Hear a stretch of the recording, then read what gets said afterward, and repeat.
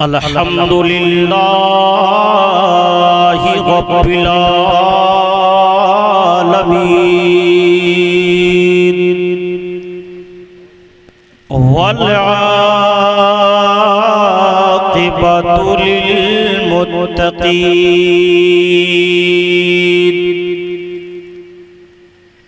वस्सलातु वस्सलामु अला मन काना नबिय्यन व आदम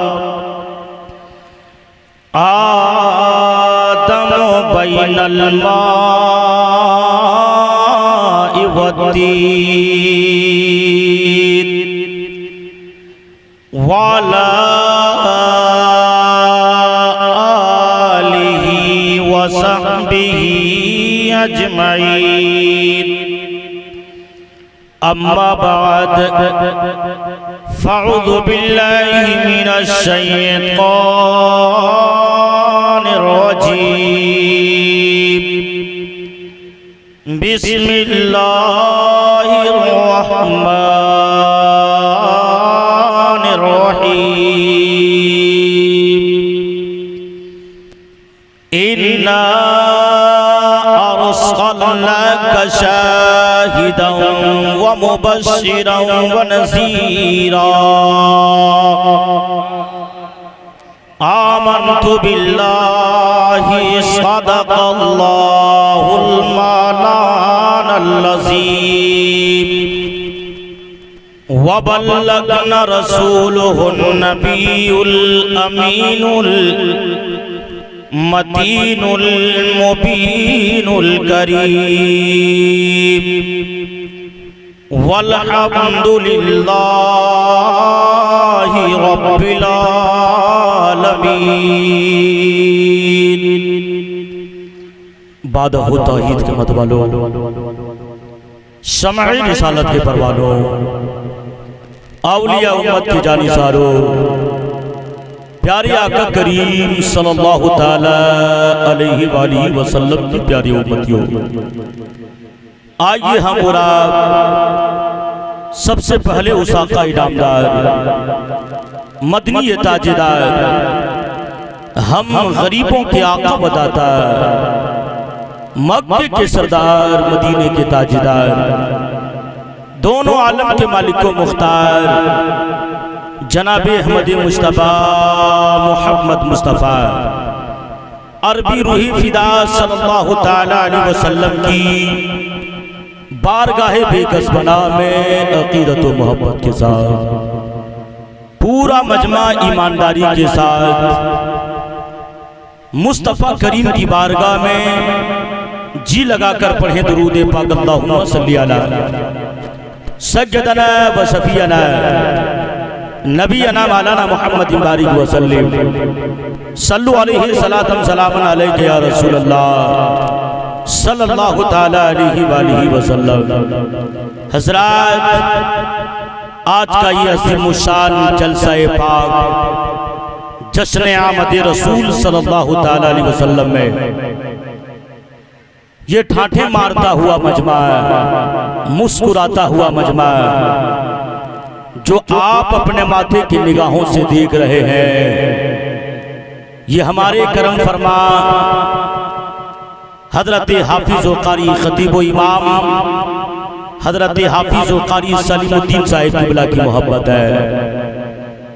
साथ ही साथ हजरतुल अल्लाम हजरत अल्लामा व मौलाना कलीमुद्दीन साहिब क़िबला मोहतमीम मदरसा नूरिया आमगाछी, साथ ही साथ हजरतुल अल्लाम हजरत अल्लामा व मौलाना नदीमुल क़ादरी साहिब क़िबला मुदर्रिस मदरसा नूरिया आमगाछी और सारे उलमा इकराम तशरीफ फरमा हैं। मैं सरजमीने कुसमथर के नौजवानों की मोहब्बतों को मैं सलाम करता हूँ।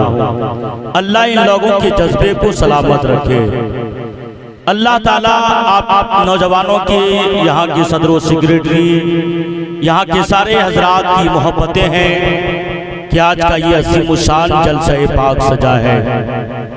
हजरात, जिनको जहाँ जगह मिले बैठ जाएं, क्योंकि मेरे बाद बहुत बड़े बड़े खतीब और इंटरनेशनल शायर की तशरीफ आवरी होने वाली है। इसलिए मैं आप तमामी हजरात से गुजारिश करूंगा कि जितने वॉलंटियर हजरात हैं आप अपने मेहमानों को बैठाने की कोशिश करें ताकि लोग इत्मीनान से बैठें, ताकि लगे कि मुस्तफ़ा के दीवाने ऐसे सुलाकर लगे कि मुस्तफ़ा के मानने वाले हैं, क्योंकि ये हुल्लड़बाजियां तो दूसरी जगह भी हो सकती है, कहीं जायज नहीं है कि आप दूसरी जगह करें। इसलिए मुस्तफ़ा का पैगाम लेकर के जाइए, यहाँ से मुस्तफ़ा की जिंदगी का एक अनोखा तरीका लेकर के जाना है कि मेरे मुस्तफ़ा चला किस तरह करते थे, मुस्तफ़ा मेरे बैठे कैसा क्या करते थे, मेरे मुस्तफ़ा अपनी जिंदगियों को 63 साल जिंदगी को किस तरह नबी ने गुजारा।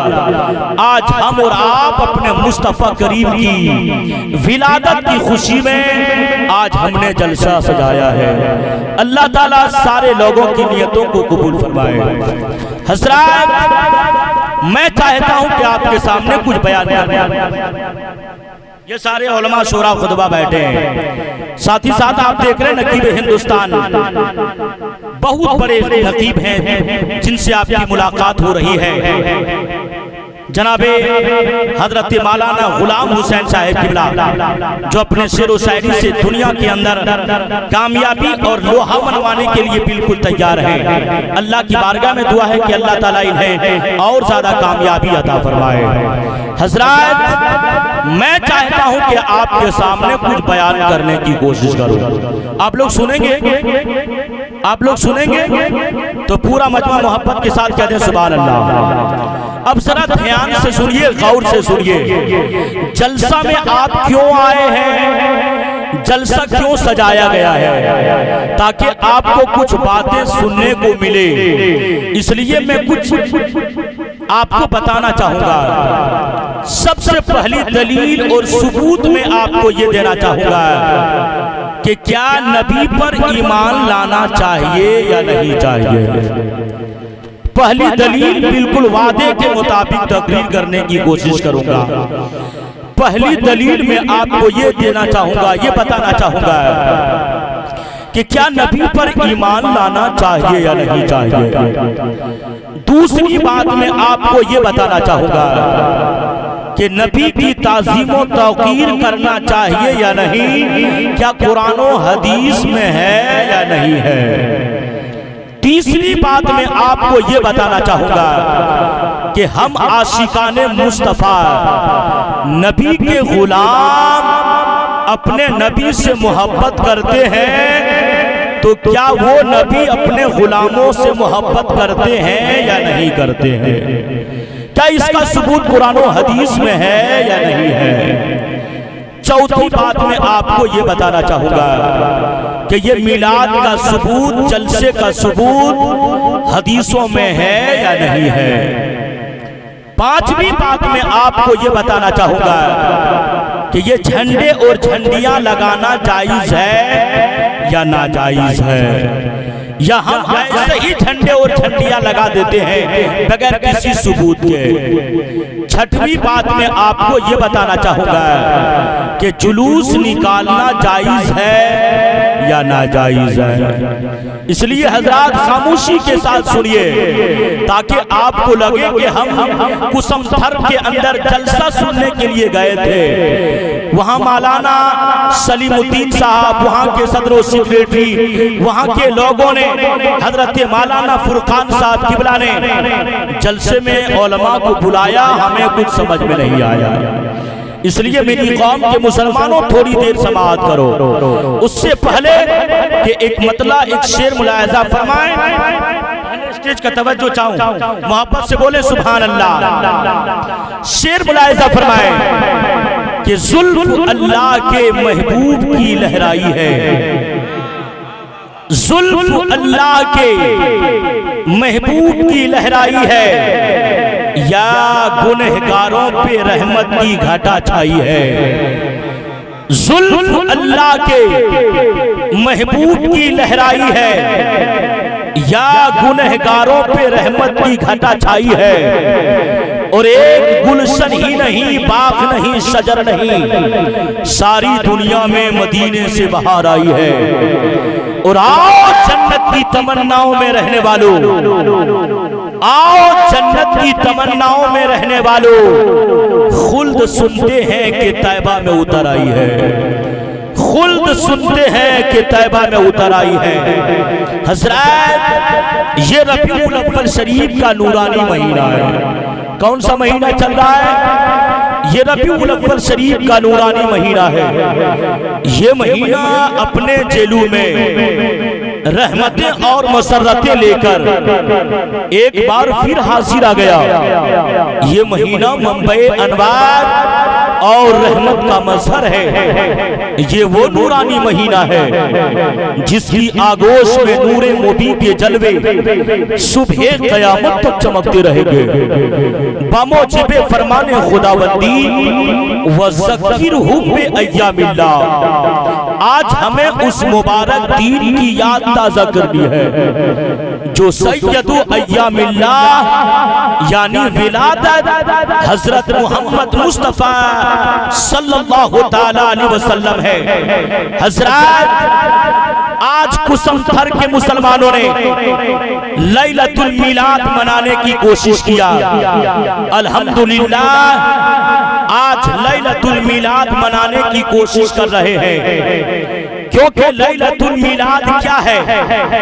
लैलतुल मिलाद वो रात है जिसमें अल्लाह के सबसे आखिरी नबी जनाबे अहमद मुस्तफा मोहम्मद मुस्तफा सल्लल्लाहु ताला अलैहि वसल्लम इस खाकदाने गीती में जलवागर हुए। तो लैलतुल मिलाद की रात वो रात है जो रमजानुल मुबारक की रात नहीं है। लैलतुल मिलाद की रात वो रात है जो रमजानुल मुबारक की रात नहीं, लैलतुल कद्र की रात नहीं, खासाए कद्र की रात नहीं, बल्कि लैलतुल मिलाद तमाम रातों में सबसे अफजल है। क्या है? जोर से बोलो। लैलतुल मिलाद की रात तमाम रातों में सबसे अफजल है। ये सुनकर आप हजरात ज़हनो फिक्र में सवाल पैदा होगा कि मौलाना साहब, लैलतुल मिलाद को आप तमाम रातों में सबसे बेहतरीन रात कह रहे हैं, जबकि हमने कई उलमाओं से, हजारों उलमा से कहते हुए सुना है कि तमाम रातों में अगर सबसे कोई अच्छी रात है तो वो लैलतुल कद्र की रात है। क्यों? इसलिए कि लैलतुल कद्र में फरिश्तों का नुज़ूल हुआ करता है। लैलतुल कद्र में अल्लाह ताला ने नबी कौनैन की उम्मत पर बड़ा एहसान किया है, क्योंकि लैलतुल कद्र में कुरान आया है। मेरी कौम के मुसलमानों, इसलिए जहन में सवाल पैदा होता होगा कि सबसे बेहतरीन रात तो लैलतुल कद्र की रात है, क्योंकि उसमें फरिश्तों का नुज़ूल होता है। अल्लाह ने नबी के उम्मतियों पर बड़ा एहसान किया है, उसमें कुरान का नुज़ूल हुआ है। तो मेरी कौम के मुसलमानों, घबराओ नहीं, इत्मीनान से सुनो, गौर से सुनो। हाँ, हकीकत है कि लैलतुल कद्र में कुरान आया है। अगर आप हकीकत की दुनिया में, अगर आप अपनी अक्लो फिरासत के समंदर में गोता लगाओगे, डुबकी लगाओगे, तो आपको ये बात रोशन की तरह आया हो जाएगी, साफो शफाफ हो जाएगी कि अगर लैलतुल कद्र में फरिश्तों का नुज़ूल होता है, अगर लैलतुल कद्र नुज़ूल मलाइका की वजह से मुशर्रफ हुई है, तो लैलतुल मिलाद ताजदार मदीना सल्लल्लाहु ताला अलैहि वसल्लम की विलादत बसादत से मुशर्रफ हुई है। ऐ मेरी कौम के लोगों, अगर लैलतुल कद्र में अल्लाह ने अपने नबी के उम्मतियों पर बड़ा एहसान किया है, तो मुझे कहने दिया जाए कि अगर लैलतुल कद्र में अल्लाह ने अपने नबी के उम्मतियों पर बड़ा एहसान किया है, अगर लैलतुल कद्र अगर फरिश्तों के नुज़ूल मलाइका की वजह से मुशर्रफ हुई है, तो लैलतुल मिलाद में खल्लाक़े कायनात ने अपने नबी को दुनिया में भेजकर किया है। मुझे कहने दिया जाए कि अगर लैलतुल कद्र में कुरान आया है तो लैलतुल मीलाद में साहिबे कुरान आया है।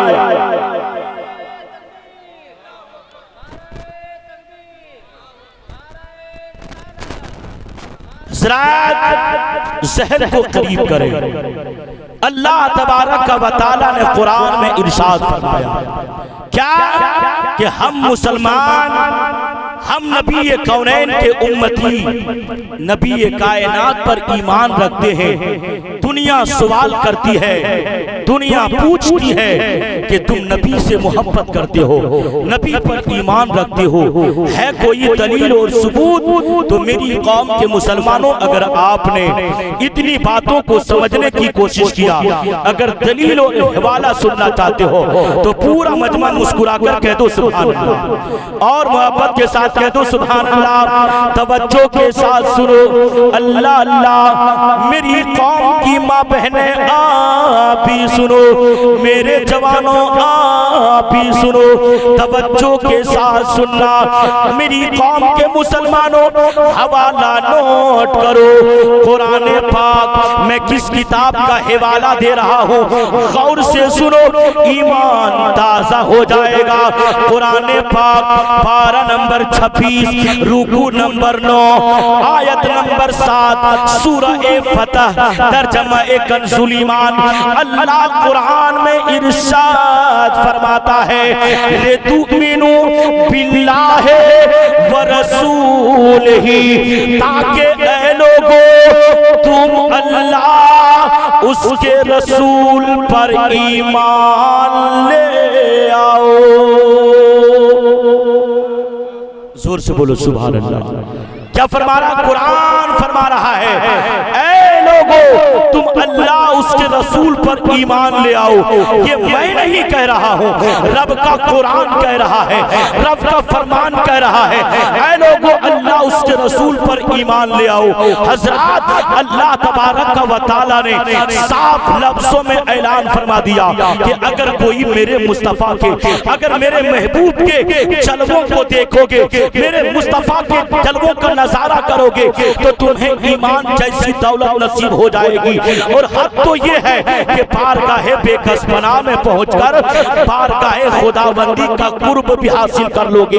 तभी तो किसी ने क्या ही खूब फरमाया है कि सरकार की सीरत में कितनी बड़ी हिकमत है, सिमटे तो कुरान फैले तो नबूवत है।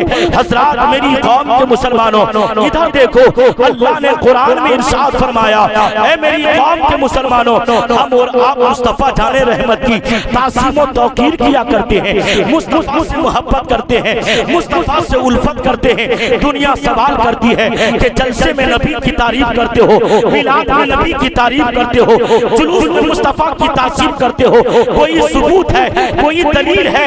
तो मेरी कौम के मुसलमानों सुनो, अल्लाह दूसरी जगह कुरान में इरशाद फरमाता है व तुअस्सिरू हो व तुअक्किरू हो व तुसब्बिहू हो बुकरतन व असीला। अल्लाह फरमाता है कि खूब खूब नबी की तासीम और तौकीर किया करो, खूब खूब नबी की तासीम और तौकीर किया करो, और सुबह शाम अल्लाह की पाकी बयान करो। हजरात, सहन को करीब करना, आज हम नबी की मिलाद सजाए हैं, नबी का जलसा सजाए, नबी के मिलाद में हम नबी की तासीम कर रहे हैं। दुनिया सवाल करती है कि बगैर किसी दलील के, बगैर किसी सबूत के नबी के मानने वाले सुन्नी बरेली अपने आप को सबसे बड़ा आशिक कहता है। सुनो मेरी कौम के मुसलमानों, हदीस पाक के हवाले से, और मौलाना देखिए हजरत तवज्जो के साथ गौर से सुनो। मेरे प्यारे आका सल्लल्लाहु तआला अलैहि वसल्लम एक मर्तबा बनी अमर इब्ने औफ के यहाँ तशरीफ ले गए ताकि दोनों के दरमियान सुलह करा दिया जाए। अल्लाह अल्लाह, गौर से सुनो, तवज्जो के साथ सुनो। मेरी कौम के मुसलमानों, मेरे आका कहाँ तशरीफ ले गए? बनी अमर इब्ने औफ के यहाँ तशरीफ ले गए ताकि दोनों के दरमियान सुलह करा दिया जाए। इतने में नमाज का वक्त हो गया।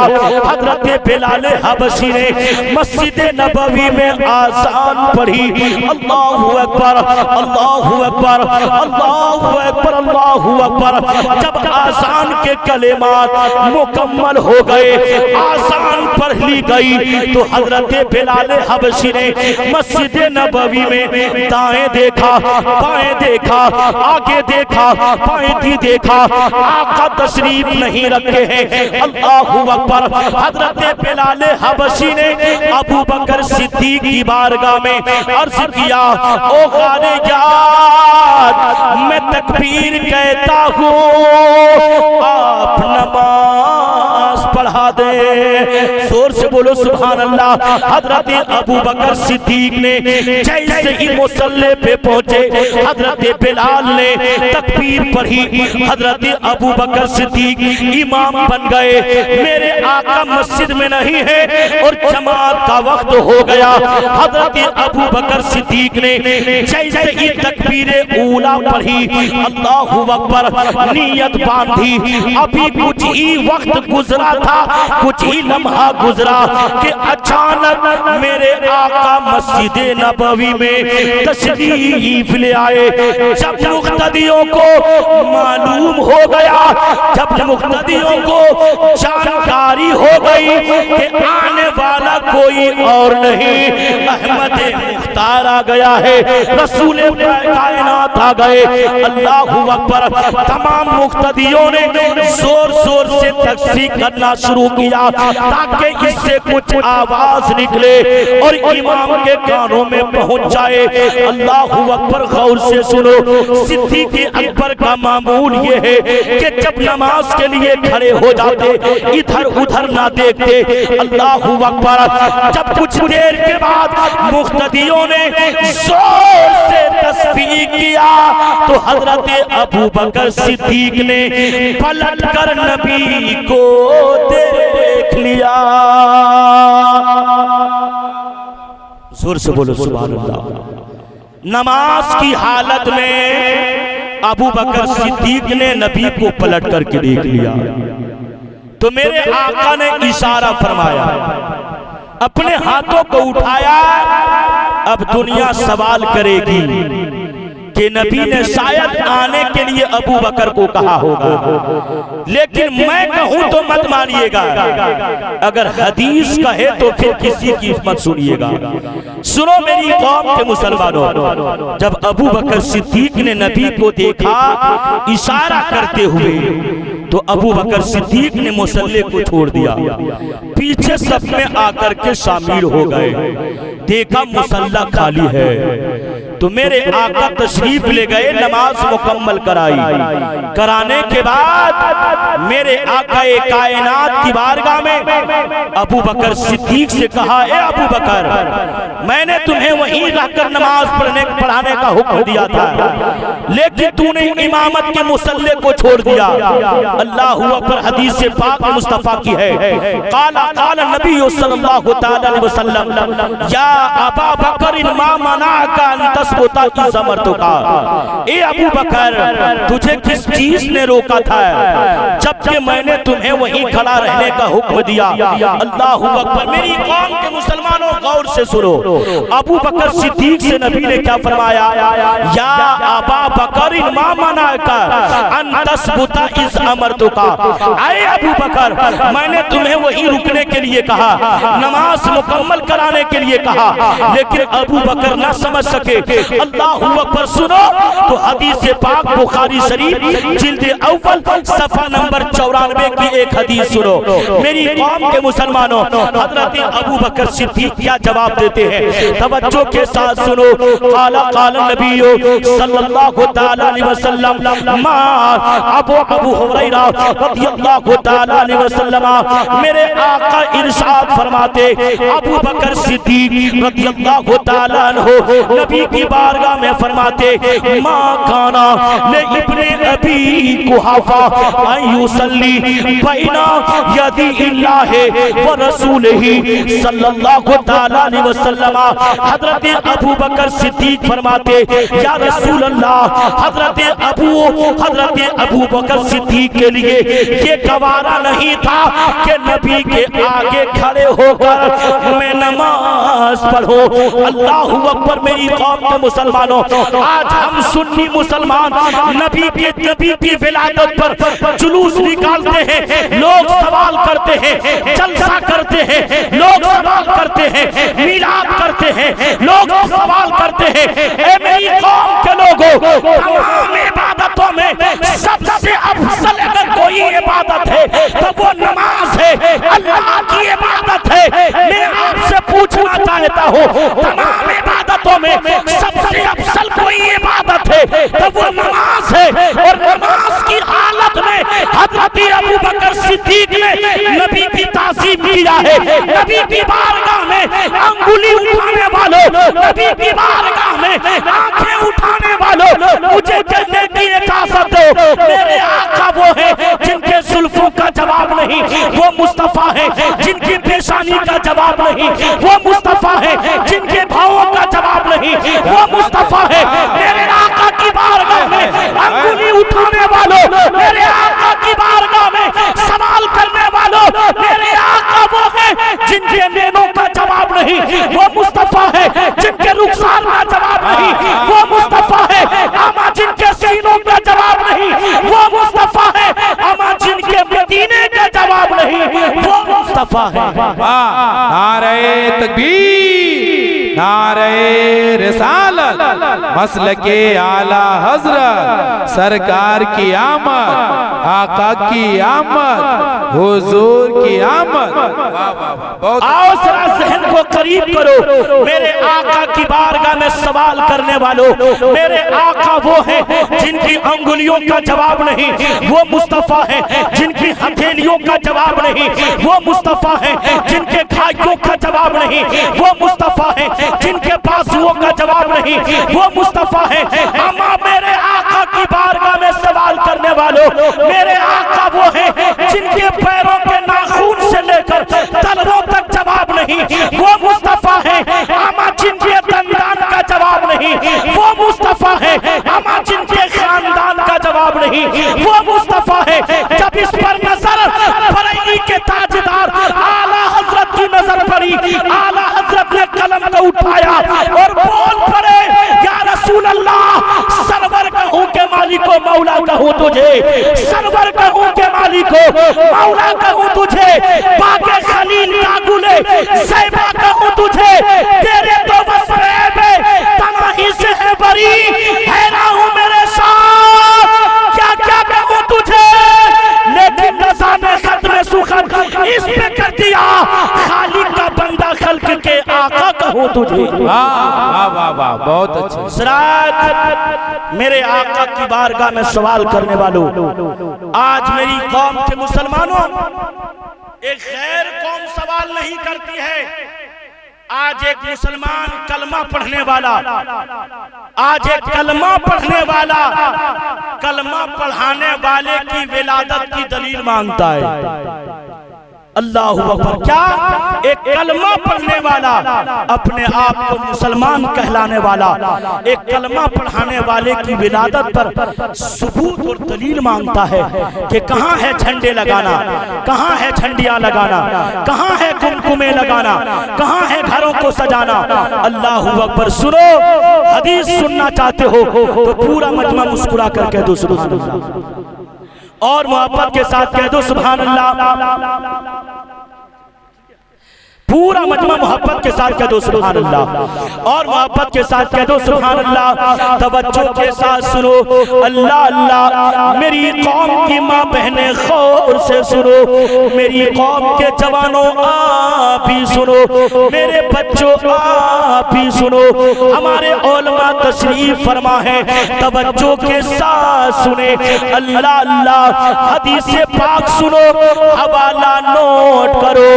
मुस्लिम शरीफ, कौन किताब जोर से बोलो, मुस्लिम शरीफ, कौन किताब जोर से बोलो, मुस्लिम शरीफ, जिल्दे अव्वल, बाबो दुआई नबी सल्लल्लाहु तआला अलैहि वसल्लम, हदीस नंबर 1, सफा नंबर 113, सतर नंबर 17 18 की हदीस सुनो, तवज्जो के साथ सुनना, अल्लाह अल्लाह। मेरे आका के दीवानों गौर से सुनो, काला कालन नबियो सल्लल्लाहु तआला अलैहि वसल्लम अन्नहु रफ़अ यदैहि व क़ाला अल्लाहुम्मा उम्मती अल्लाहुम्मा उम्मती अल्लाहुम्मा उम्मती व बका फ़क़ाल अल्लाहु अज़्ज़ व जल या जिब्रील इज़हब इला मुहम्मद इला आखिरिल हदीस।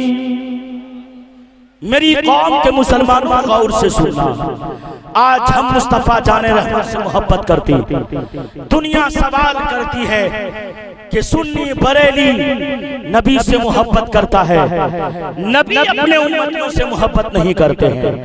मैं आपको हदीस से पाक सुनाया, सुनो हदीस से पाक, कौन किताब, मुस्लिम शरीफ की हदीस है। मेरे आकाए करीम सल्लल्लाहु तआला अलैहि वसल्लम ने अपने उम्मतियों को इतना याद किया है, मेरे आका अपने उम्मतियों को, अपने उम्मतियों से इतनी मोहब्बत करते कि एक बाप अपनी औलाद से मोहब्बत नहीं करता है। एक बाप अपनी औलाद से उतनी मोहब्बत नहीं करता है जितनी मोहब्बत मेरे आका अपने उम्मतियों से किया करते हैं, अपने गुलामों से किया करते हैं।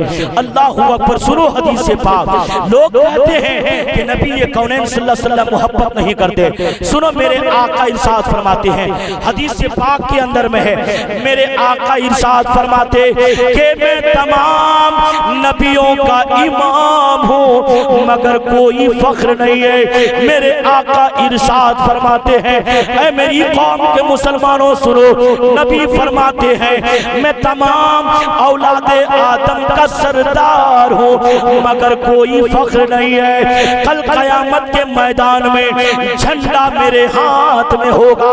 क्या फरमाते नबी कि कल कयामत के मैदान में झंडा मेरे हाथ में होगा मगर कोई फख्र नहीं है। सबसे पहले साफ़े में बनूंगा मगर कोई फख्र नहीं है। सबसे पहले मुसफ़्फ़ा भी मैं बनूंगा मगर कोई फख्र नहीं है। मैं तमाम औलादे आदम का सरदार हूँ मगर कोई फख्र नहीं है। मैं तमाम नबियों का इमाम हूँ मगर कोई फख्र नहीं है। आका इरशाद फरमाते आदम से लेकर ईसा तक तमाम पैगंबर उस झंडे के नीचे होंगे मगर कोई फख्र नहीं है। इस हदीस से पाक से पता ये चला कि कल कयामत में भी नबी के नाम का झंडा लगेगा। जोर से बोलो सुभान अल्लाह। कल कयामत में भी नबी के नाम का झंडा लगेगा और वो झंडा 1 मीटर का नहीं होगा, 2 मीटर का नहीं होगा, 10 मीटर का नहीं होगा, बल्कि इतना लंबा चौड़ा होगा कि उसी झंडे के छत्र छाया में पूरे मैदान महशर वाले मौजूद होंगे। जोर से बोलो सुभान अल्लाह। इतना लंबा झंडा होगा, हमारा और आपका झंडा 1 मीटर का होता है, 2 मीटर का होता है, 10 मीटर का होता है। कयामत के मैदान में इतना लंबा चौड़ा झंडा होगा जो 2 मीटर 10 मीटर का नहीं होगा, बल्कि इतना चौड़ा लंबा होगा कि पूरे मैदान महशर वाले उसी झंडे के छत्र छाया में होंगे। लोग कहते हैं झंडा लगाना हराम। क्या कहते हैं लोग? कहते हैं झंडा लगाना हराम, झंडा लगाना नाजायज, झंडा लगाना शिर्क है। सुनो, अगर झंडा लगाना शिर्क है, हराम है, तो हदीस पाक सुनो। हदीस सुनना चाहते हो, मोहब्बत के साथ कह दो सुभान अल्लाह, और मोहब्बत के साथ कह दो सुभान अल्लाह। तवज्जो के साथ सुनो, अल्लाह अल्लाह। हजरत अल्लामा जलालुद्दीन सियूती रहमतुल्लाह अलैह अपनी किताब, मशहूर किताब खसाइसे कुबरा, कौन किताब, जोर से बोलो, खसाइसे कुबरा, जिल्दे अव्वल, सफा नंबर 124, कितना, सफा नंबर 124 के अंदर इरशाद फरमाते हैं, अन आमिना रज़ियल्लाहु ताला अन्हा क़ाल इज़ा राइतो सलासा अगला मिन मज़रूबात व अलमा बिल मशरिक व अलमा बिल मग़रिब व अलमा अला ज़हरिल काबा इला आखिरिल हदीस। मेरी कौम के मुसलमानों, हजरत आमना फरमाती है, कौन फरमाती है, जोर से बोलो, हजरत आमना फरमाती है, नबी की माँ फरमाती है, नबी की वालदा फरमाती है कि जब नबी तशरीफ लाए, जोर से बोलो सुभान अल्लाह, जब नबी तशरीफ लाए, जब नबी तशरीफ लाए तो मेरे जिस्म से एक रोशनी निकली, एक नूर निकला, तो सामने की सारी चीजें रोशन हो गई। मैंने साफ साफ मशरिक को मगरिब को देखा।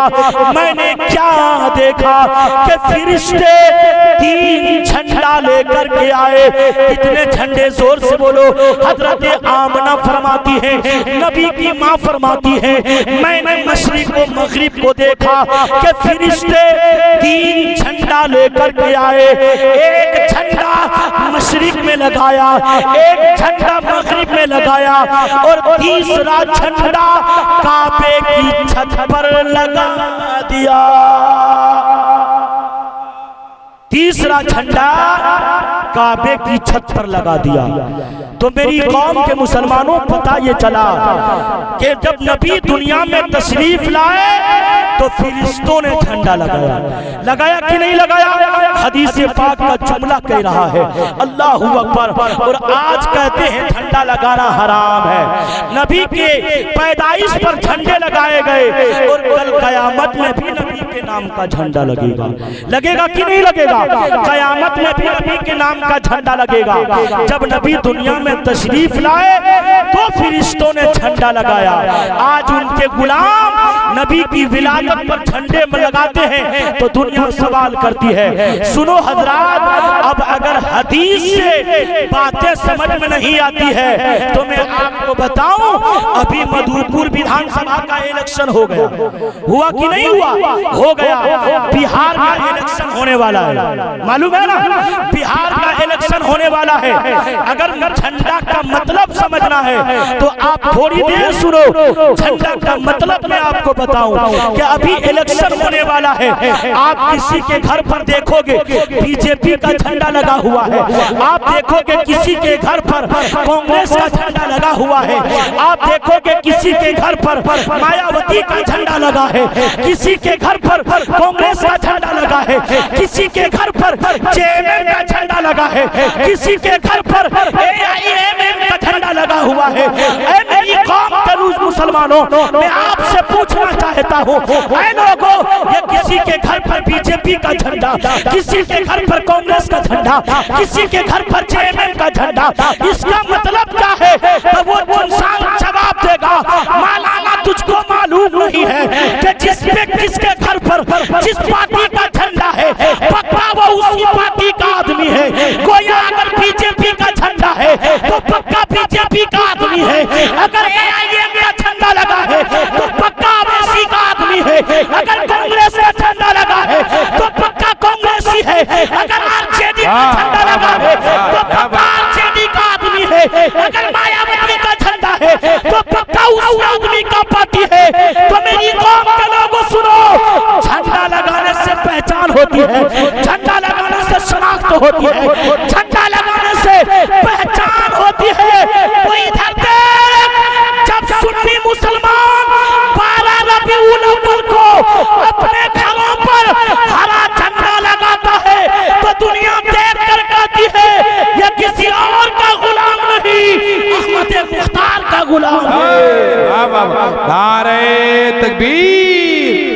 हाथों को उठा करके इस्तेकबाल करें। नारे रिसालत, सरकार की आमद, आका की आमद, हुजूर की आमद, पुरनूर की आमद। वाह वाह वाह वाह।